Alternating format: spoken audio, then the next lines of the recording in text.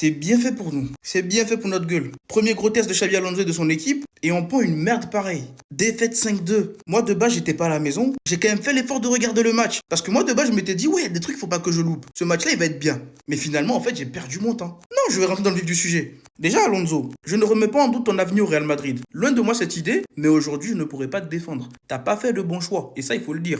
À quel moment tu me sors ce mec-là? Je vous ai dit, lui, il va être important. Mais le problème, c'est qu'il est tout seul dans ce milieu.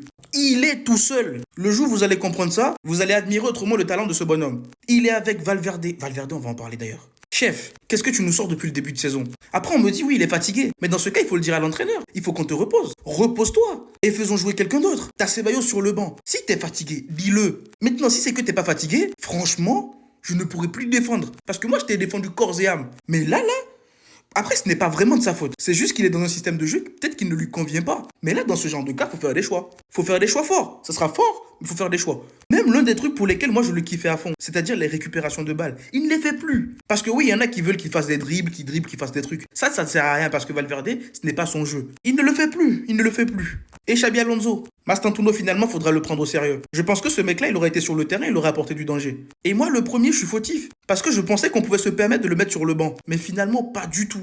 Bellingham n'était pas prêt. Je me suis encore trompé, il n'était pas prêt du tout. Faudra gentiment lui laisser le temps d'intégrer le 11 tranquillement, faudra pas le précipiter. Parce qu'on avait une équipe qui commençait à s'installer correctement, et puis là, je suis désolé, hein. Alvaro Carreras, mais que dis-je? Alvaro Vasquez. Qu'est-ce que...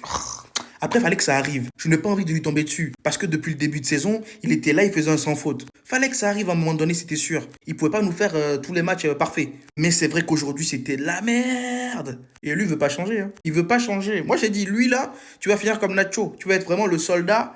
On aura besoin de toi. Et même quand on aura besoin de toi, et que tu feras pas de bonnes choses sur le terrain.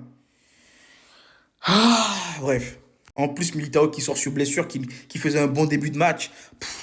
Mais sinon, hein, mérité, hein, on a bien perdu et c'est bien fait. Bref, dites-moi ce que vous en pensez dans les commentaires. Je vous fais dans la foulée une deuxième vidéo sur la conférence de presse de Xabi Alonso d'après-match. Et puis voilà, hein, abonnez-vous.